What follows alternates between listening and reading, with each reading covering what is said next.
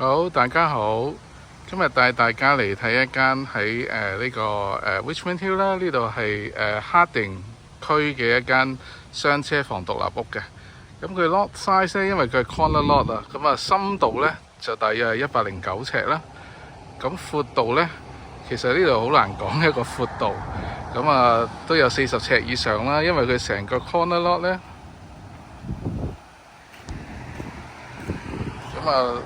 個 lot 就會大啲嘅。咁我哋亦都睇一睇啦，佢側根先。咁其實隔離咧就係郵箱啦。咁呢間屋咧，大約係80年代尾建成啦，但係屋主都有一路翻新過咁樣嘅。屋頂都係10年內啦。大家見到呢邊咧係呢個可以望翻斜翻落去嘅，呢度有條街，所以喺屋裏邊望呢，其實個景就會望得遠啲，咁叫 Waving Lot 啦。好，咁呢一區呢，亦都當然係大家最中意校區啦嚇，Bayview Secondary School 啦，而且呢度唐人區呢度行翻出去 Essex， 轉翻去行前去轉左呢，就會出翻去 Wellington。Wellington大家知有得飲茶啊，有茶餐廳啊，乜都有噶啦。而家去大統華咧，就係 Wellington嘅右手邊，呢度就係右手邊，左手邊咧就有得飲茶。5分鐘車包你去到嘅。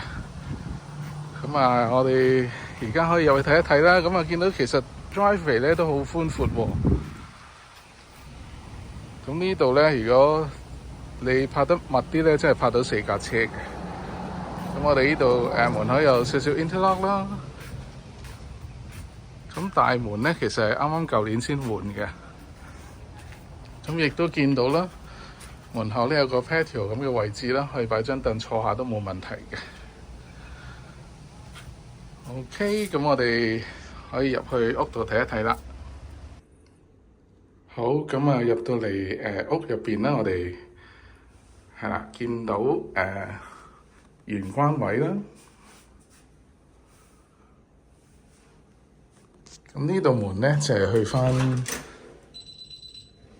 garage 嘅，非常之方便啦。入嚟之後咧就可以即刻入屋。見到地板咧而家係全新鋪過咧一個類似 hardwood， 但係其實係 engineering wood 嚟嘅。好處咧就係冇咁容易花啦。見到咧呢度有個冬天褸嘅衣櫃。我就好中意呢隻顏色嘅地板嘅喎，因為咧其實而家好多新屋都用呢隻噶啦。覺得喺陽光或者燈光下咧個感覺咧，令到間屋會比較大啲啦。入嚟睇呢個 living room 啦，做晒 pot light 噶啦。亦都有好大隻窗咧，望翻出去出邊。今日咧其實就比較陰天，但係呢度嘅陽光嘅光線咧其實好充足嘅。見到呢個 living room 咧同family room 咧呢度就打通咗呢個窿噶啦，已經就所以成間屋嘅陽光咧都好通透。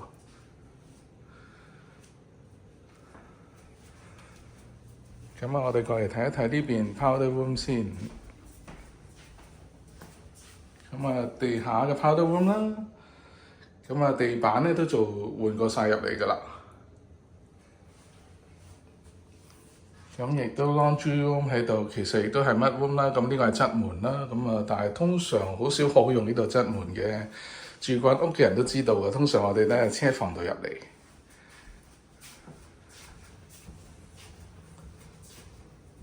呢隻地板咧，其實真係就算有小朋友喺度用咧，亦都唔會咁容易花咯。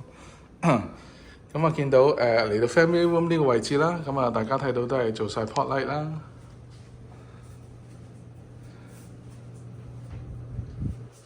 亦都有個 fireplace 但係通常我哋中國人 fireplace 都好少用噶啦。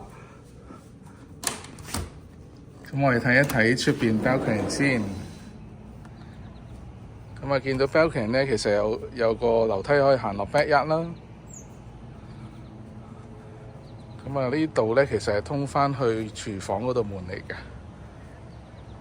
咁啊，大家見到啦，backyard 業主亦都用咗好多心機打理啦，我都好中意呢個，真係其實有小朋友嚟，即係可以玩下，幾開心係咪啊？有啲似好靚嘅公園嘅感覺。咁啊，大家見到咧，望翻呢邊就係欣街啦，有啲 condo 方向咧就係大統華嗰度啦。所以其實呢度去大統華咧5分鐘都得。咁啊，如果行路咧，我諗都係15分鐘啫。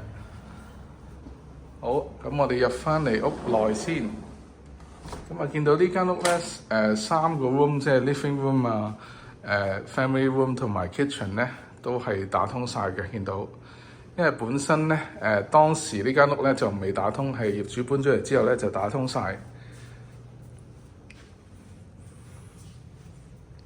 咁啊，見到成個 kitchen breakfast area 啦，咁啊都係用晒呢隻 engineering wood， 咁啊我覺得都幾好啊，歸一啲啦。咁啊廚房咧當然呢個廚房就唔係全新嘅，大約10年度啦。咁啊，但係見到保養都唔錯嘅，業主用起上嚟咧都因為係自住咧，咁啊當然保養都 OK 嘅。咁睇下，即係如果大家喜歡咧就可以換，唔喜歡咧其實翻新呢套嘢都 OK 嘅。咁啊，見到行翻嚟呢邊咧就係dining room 啦。咁 dining room 亦都一樣係同一個全新嘅地板嘅顏色啦。咁啊，因為獨立屋咧，側跟有個大窗嘅，咁啊而家暫時咧就閂咗窗簾，但係咧其實陽光咧係好足夠嘅。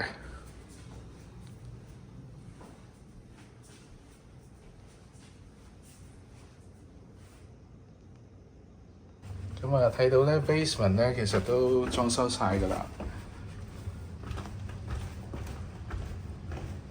咁啊，大家見到啦，咁啊地板咧亦都用咗一啲而家係比較新嘅 laminate 嘅木紋嘅地板啦。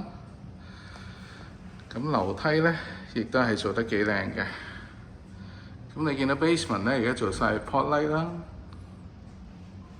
咁其實 basement 都好大喎呢度。咁我哋睇一睇呢邊先啦，呢邊咧就可以做一個廳啦。咁啊而家暫時咧做咗一個健身嘅位置。咁其實呢個廳咧就可以直接行出去 backyard 嘅。咁啊，大家見到啦，而家有個 deck 喺度啦。咁上邊有個 deck 咧，如果擺張凳喺度坐下咧，就唔使咁曬啦。咁所以屋住咧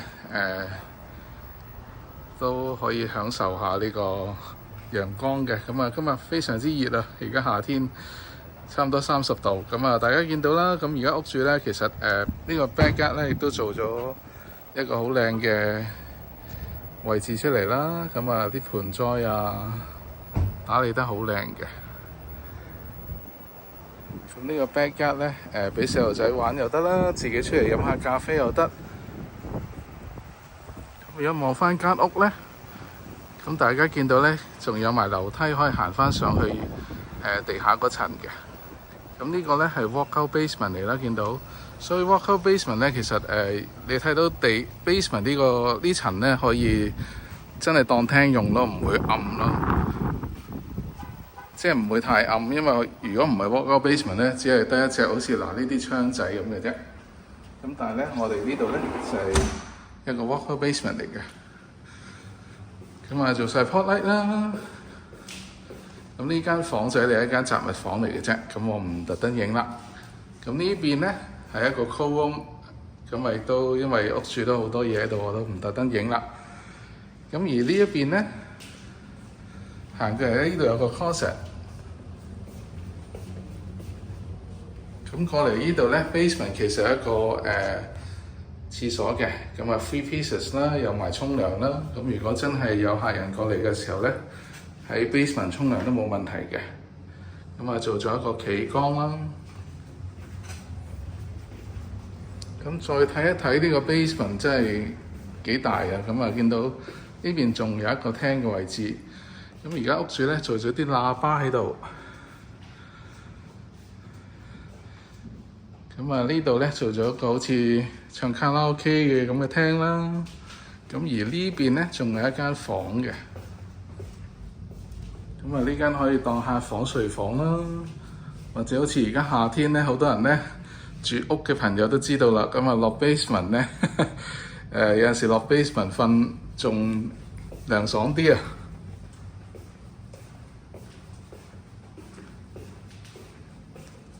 好，咁我哋就會上返去樓上嘅，咁就樓梯都係 matching 嘅實木地板啦。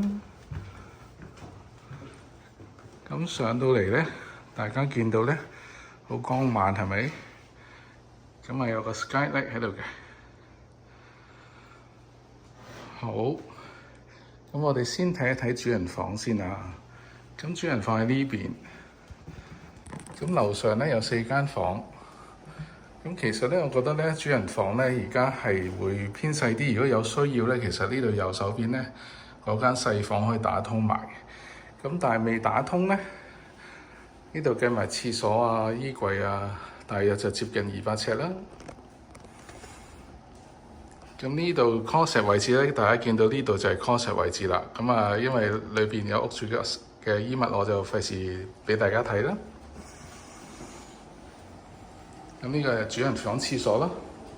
咁見到廁所咧都係最近裝修嘅，咁啊用晒呢啲石面啦。呢度就係浴缸。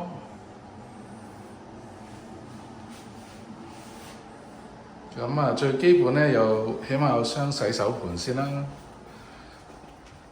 咁呢邊咧，如果主人房望返出去咧，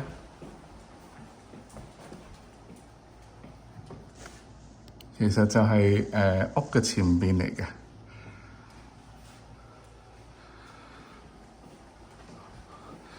咁當然啦，而家如果獨立屋嚟講，呢個唔算大嘅主人房，但係都擺到 king size 床啊，再加梳妝台呢啲，絕對冇問題嘅。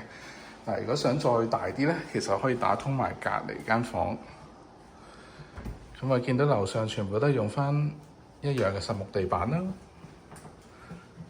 咁啊，先睇咗呢度先。咁頭先我講咧，呢度其實有間房咧係連住嗰邊嘅，咁所以有需要可以打通埋呢間房。咁呢間房面積就唔算好大啦，大約80-90尺度啦，接近100尺啦。咁啊有一個單門衣櫃，咁方向咧亦都係望返前邊向右手邊咁樣嘅。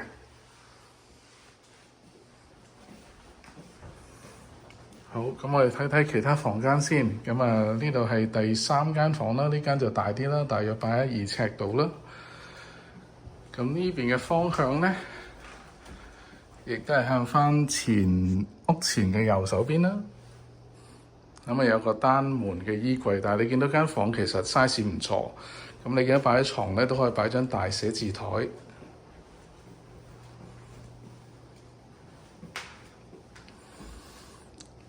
咁就呢度咧係第4間房啦。咁第四間房大約都係擺1-2尺度啦。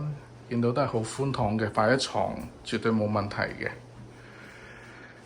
咁啊，可以擺埋書台啊，都好寬敞。咁啊，見到有個單門嘅衣櫃啦。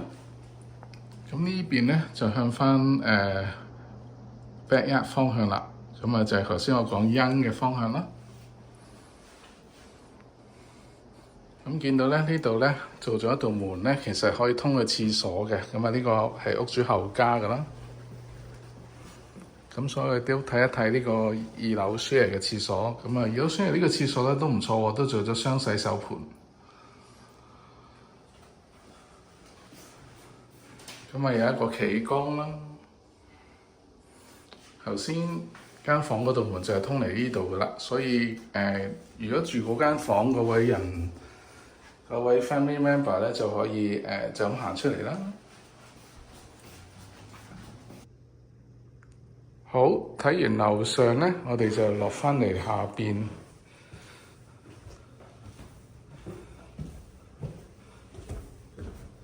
咁啊其實呢間屋咧，我覺得好多香港人都好中意，尤其是校區啦。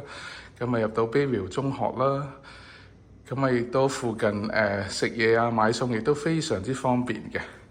咁啊而且呢個社區咧都係好平靜啦，真係好少人會行過嚟嘅。咁啊安靜啲，咁啊但係又唔會離開生活所需好遠。咁啊所以咧大家如果有興趣咧，就記得WhatsApp 我啦。咁啊，大家亦都可以睇下啦。你覺得呢隻地板嘅顏色靚唔靚，合唔合你心水呢？咁啊，歡迎俾多啲 comment 我啦。咁啊，希望大家可以 subscribe 我 channel 啦，like 多啲啦，俾多啲 comment 我。多謝大家睇我呢個 Alan 多倫多睇樓嘅 channel。